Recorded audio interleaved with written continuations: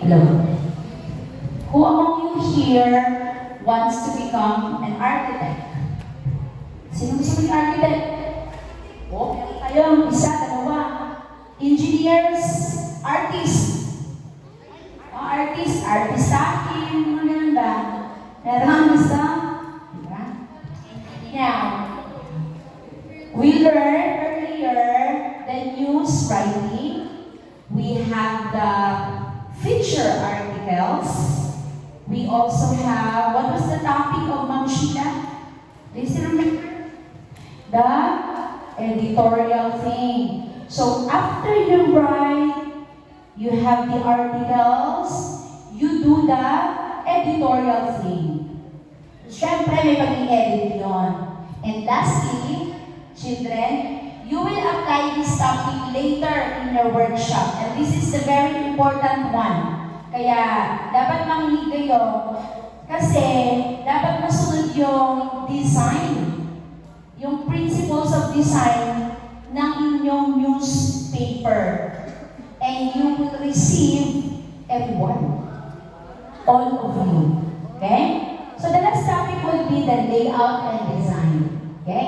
So hindi lang po pala dress designer, maging architect tayo to design, but to what? In news, there are layouts and design para mas maganda at convincing sa mga magbabasa. Alright, so when we say layout, ano ba sabihin niyo yung layout? Rio. Ano ba ang layout? Yes?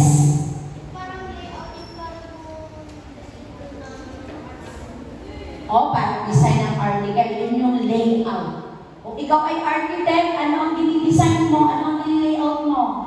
Yung plan ng bahay. So in a news article, you are layouting and planning or making a design para sa ating news.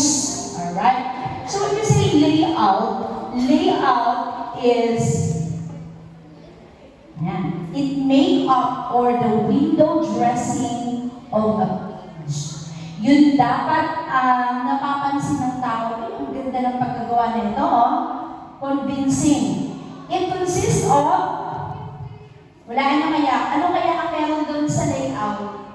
Pag nakikita tayo ng we have example here. Ma'am na can we have? Sige nga, try to identify saan dyan yung pinaka-sinasabi nilang window dressing of a page. Siyempre, ito, sino ba ito? Pangalan na ito? Si Jamie? Jamie, tingnan mo nga. Yes, you see the space, and then what else?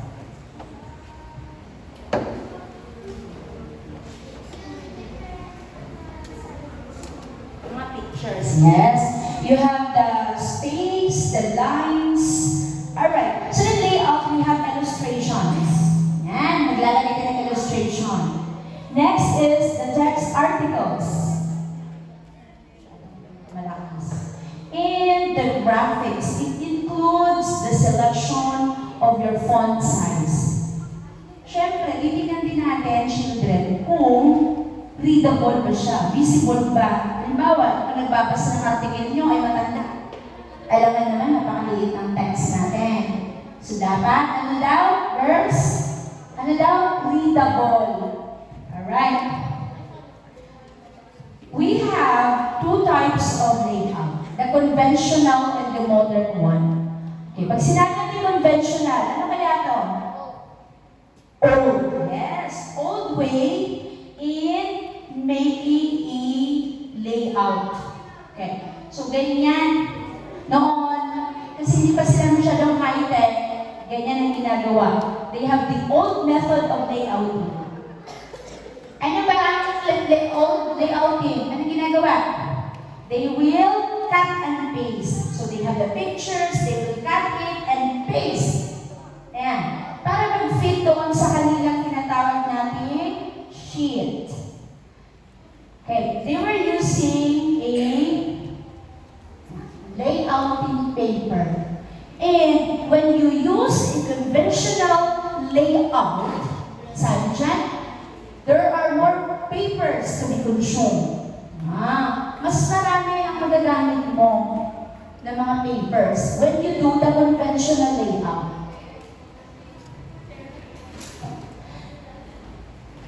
Symbols used for conventional layouting is like that. Halimbawa, meron tayo papel, right? So the boxes there stands for your pictures. And the lines is for the headlines.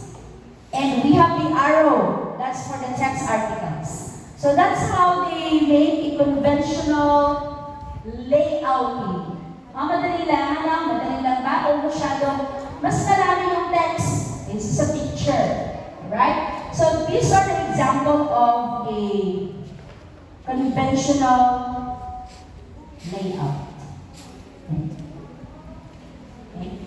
So, if we have conventional, of course, we have now the modern one. Ano ba mga modern ngayon? May modern jeep nga po tayo, diba? Tsaka modern tricycle. So, in the news, in layouting, we have modern. And, especially, kapag modern, hindi na siya nakakapagod. You will not do the cut and paste anymore. All you have to do is to use a computer. Okay? So there are softwares and programs in the computer, like the Microsoft Publisher, the Adobe Design, we have the Corel Draw, okay? Marami siya. Photoshop. May mga online din tayo ng mga yes, sa Canva, we can do that also. Yan yung bago ngayon, sa Canva. And even the students can access the Canva website. So, not much labels, kasi all you have to do is to have your equipments, your computers, Wi-Fi's, and of course, when you do that, the layouting, all you have to do is putting up a campus paper becomes easier and more convenient. But the disadvantage is limited size of the computer screen, and there's a dummy. May dummy na nagpa-back up, okay, when you do it in online. Next one, in the modern layouting, they support this green initiative. Okay? When we say green initiative, this is a Romanian environmental thing.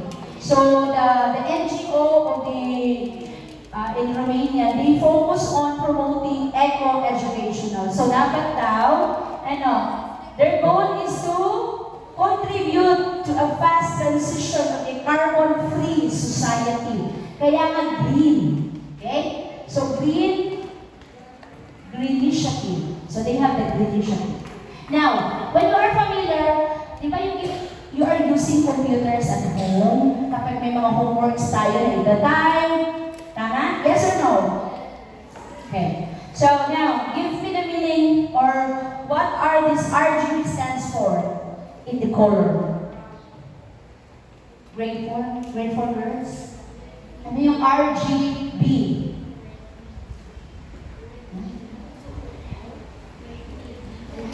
So grade 4, grade 4. Anong RGB? Ayan, meron yung sasagot dito. Sige na, lakasan mo na. Sige na. Yes! It stands for red, green, and blue. That's the basic color. So, that color is produced by the monitors in the computer. Okay? And it emits light. And we also have another group of colors. This one. Who knows the letter C? C stands for cyan. Super cyan. Ito, may goko na. Super cyan. We have the cyan. How about the M? Maroon? All Almost magenta. Yes. How about the Y? Y is for yellow and K stands for? K stands for? Black. Black. Okay? So the colors, this KMYK, these colors produce for printing your papers. Alright? And, you know, when you have the colors, it reflects the light. So, yung mga nagbabasa ng inyong mga articles or news nyo, hindi mas convince sa kanila yun. Kasi color, di ba? It composed of the subset of the red, green, and blue colors. Alright. Have you tried opening, sino nakapag-open na ng Canva dito? Canva. Ikaw, open na ng Canva. So we have here the layout, the Lorem Ipsum. This is a simply dummy text. Yan yung kapag tayo gumawa ng certificate, yan po yung unang lalabas. Yan yung mga dummy text na sinasuggest ng computer or no apps to use it. Okay? So, there are, this Lorem Ipsum has been in the industry, the standard dummy text since 1500s. Oh, ang tagal na pala na. Okay? And this is how it looks like. Yan po yung text, yung font ng tinatawag natin, Lorem Ipsum. So basically, pwede natin siyang gamitin when we do or when we put our articles kapag na susulat tayo. Alright? So how about this one? Do you have any idea how the newspaper sizes? The newspaper sizes. We have the broadsheet. Okay? Dito nga ako tatanong sa boys. Ano yung sinasabing broadsheet?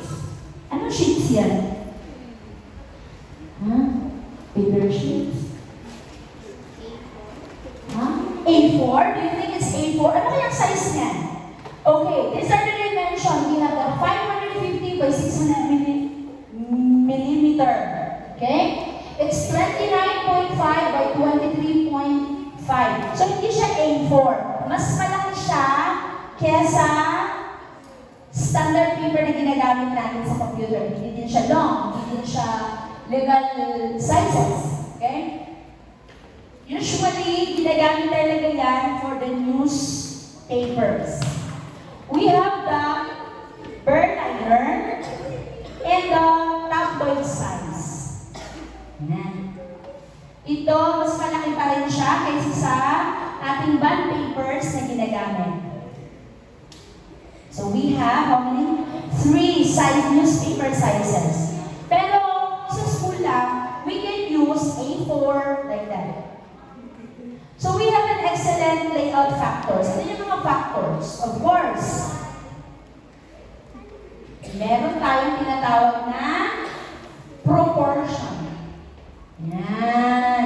Proportion. Ano yung proportion? Sige nga, tingnan nyo nga dito, grade 6 girls. Paano nyo nasasabi kung meron siyang layout factors, excellent layout factors? May proportion ba siya? Check it. Anong notice nyo? Ha? This news is the event in AUB last week. Yan. So, paano natin sinasabing proportion siya sa katawan niya ng tao? Ay, hindi mo proportion yung katawan niya kasi meron po siyang sakit na skulyo, so mababa yung kanyang kabilang ganyan. Pero, dapat daw proportion. So, it deals with the ratio of one part to another and the parts of the whole paper. The picture must be sized properly to keep up with the other shapes on the pages. Kaya po dito, di ba? Children, tingnan yung maigi. Ito, hawakan din siya. Di ba? Maliban sa pictures, meron? Maliban sa text, talagang may pictures. Para proportion siya. May text at saka may picture, may images. Another one, length of the stories must be considered. So, dapat ba mahaba yung stories nilalagay natin? Dapat ba maiksi lang para gustong basahin ng mga magbabasa? A long story will ruin the proportion of the page. Hoy, sabi, kung masyadong mahaba yung inyong isinulat dyan, ilang pages na, hindi na po interesting yun. Diba? Hindi na natutuwa yung nagbabasa. Sabi na yung, ang boring na, masyadong mahaba. Okay? And a jump story is better than a poorly proportioned page. Ano ibig sabihin ng jump story? Nag-jump story. Doon sa kanya, doon sa kanya, skip. Okay? So, dapat daw, proportion. Yan, tingnan nyo. Sa design, dapat proportion siya. Okay? Kung kita nyo yung mga colors din sa illustration na ginawa kayo, binigay ko. And in your paper, it should be also proportion.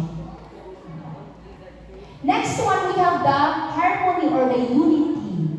Okay. So in here, the content of every page, double page must blend as a harmonious unit. No one part of the page should overshadow the others. So hindi to dapat may harmony. Yan, hindi yung, pagkatingin nyo pa lang sa news, bida-bida ito, kasi ito talaga ang nangingibabaw. Hindi daw ba dapat may harmony. So kung makita mo yung picture, alam ko yung mga visual learner dyan, gusto lagi ay, picture na nakikita kayo sa mga text na nakasulat. Diba? Sino dito ang gusto magbasa na walang picture? Okay.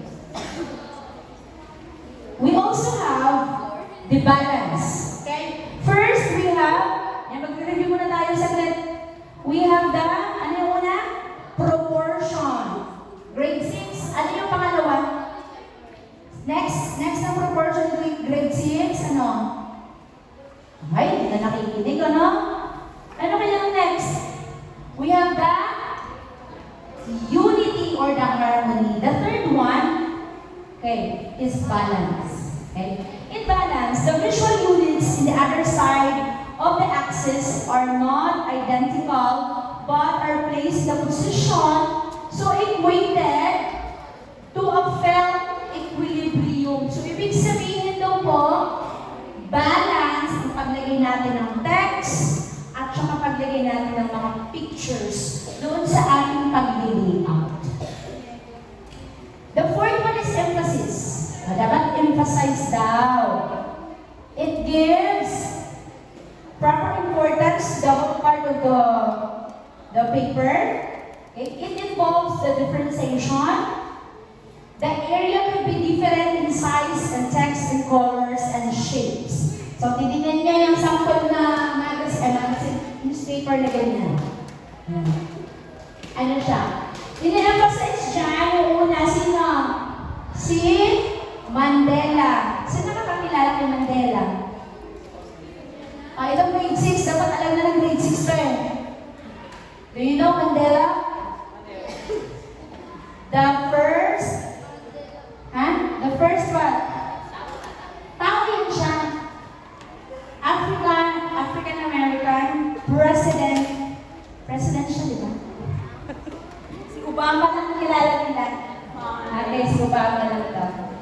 So anyway, the last one, we have the contrast. Okay. It should be blending of units as one. The contrast occurs when two or more visual elements in a composition are different. So dapat, let me show you this one. Alright. So in design, we use the contrast to generate impact, to highlight the importance, and to have a visual interest and dynamic in your paper. Okay? Dapat mamaya sa paggawa ninyo ng news papers nyo, na i-apply ang elements ng layout niyo. Okay? May i-apply niyo yan. It emphasizes the importance of others, contrasting adjacent, and marami po siyang, meron siyang contrast sa kanyang paggawa. The context is integral to the contours of the papers. So we have here the don'ts for layouting. Avoid dumbstoning. So placing 2 or more headlines on approximately the same level. Pag sinabi natin dumbstoning, ano ba ang thumb? Parang libingan na, tomb. Dumbstoning. So nasa gitna yung nilagay nilang picture. Tapos, pinagitnaan nila. So avoid bumping headlines which might be read as a one headline only. The second don't is bad breaks. So in bad breaks, we have the bad phrasing of the headline, bad wrapping of headline types. The top of every column should have a headline or a font. Yan. Tingnan niyo ang pagkagawa nila. Yan ang example daw ng bad breaks sa newspaper. The next one is separating related stories and pictures. So avoid separating that. Kung nandito yung first story, pwede na siya isunod-sunod. Hindi yung, ay, maghahanap pa tayo. Di ba yung newspaper, nakalagay doon, see page number. So, hahanapin mo pa bago mo mabasa yung next na comics story. Okay. The next one, we have the gray areas. The sea of gray. So, in here, we have the subhead, 1 or 2 head used within the body of the story. So, maliban dun sa ating headline sa taas, meron pa tayong subhead sa baba. So, avoid daw using that thing, gray areas. We have the springy headline. Yan. Avoid din daw natin yan. Yan yung mga don'ts sa ating pag-layout. Yung text natin, masyadong malaki yung font. Yung parang pag sinabi natin screaming, yung sinisigaw mo talaga, ito talaga, ganyan. I-avoid daw natin yan. Okay? Too big for a short or unimportant story. Next one is, we have the heavy cups. Masyado siyang mabigat. Masyado marami yung marami masyado yung words, ba? Yung pictures, they put more pictures. Don't make the page top very heavy. So the proportion of the text and the pictures.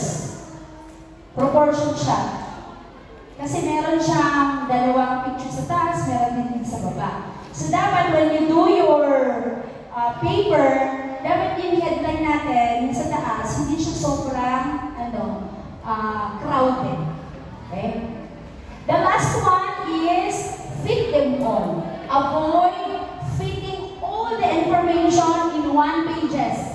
Yeah. So avoid many headlines at the same size on the page. Alright? So lahat na lang ilalagay natin, nangyayari daw doon, children. Kung papansinin natin, tingnan nyo, masyadong marami, mas lalong lumiit ang yes, yung text word natin, na instead, mapabasa kung saan na natin, kaya makonvince na tayo tingnan na. So these are the sample layouts. Okay? Ito yung mga sample layouts na pwede ninyong i-adapt later. We have this. Yan. Diba? Ito yung mga news dito sa Philippines. So, national news yan. We have this one. Yeah, ito yung panahon ni Cory Aquino. Matagal na ito ng news making the grade. Ito po ay, yes, it's in USA. So layout for one page, back to back, we can use an A4 bond paper. It's a standard computer paper. Long, ang long natin, pwede yung 11.5 by 13, or yung 14, yung mas mataas pa konti dyan. We have the short bond paper, and this refer to the elementary because short news lang po at short stories lang ginagawa ninyo. Okay? We're almost there. So we need to apply those principles in layouting. So ito daw po yung multiple pages, back to back. Yan, pwede natin i-print yan pag ganyan. So these are the news articles in AUP during the 10th International Scholars Conference. Mga events yan. We also have another article, this article, na nagkaroon ng bayanihan. Yan. Bayanihan ang mga faculty and staff sa loob ng campus. Enjoy din silang Judy. And then, the College of Medicine, ito dito na part na programs nila. Okay, so wait lang. Ito yung video. Ito na to, 30 seconds lang to yata. Panoorin natin. In layouting, gamit ang publisher.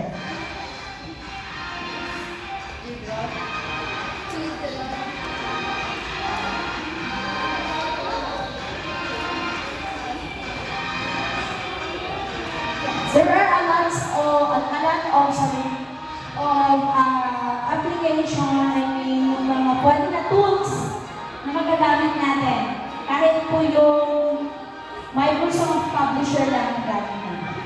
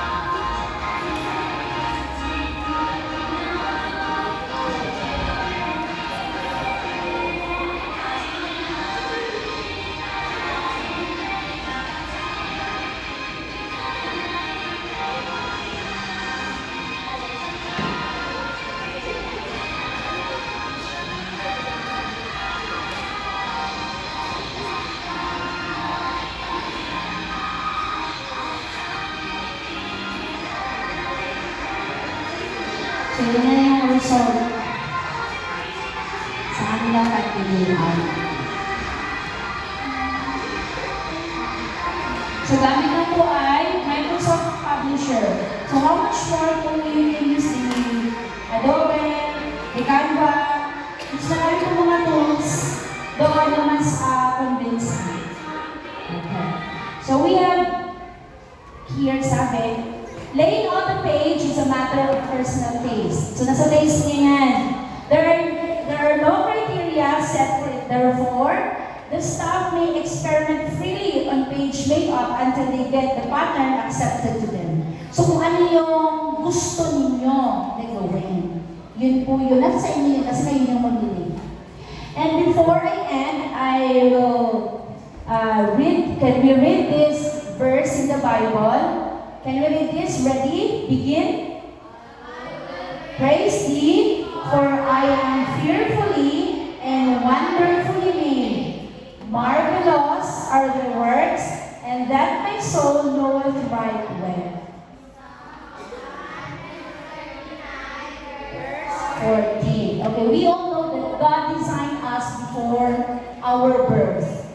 And these verses, or this verse, emphasize the belief that our creation by God is extraordinary. So, just like layouting our newspaper, God also lay out our life.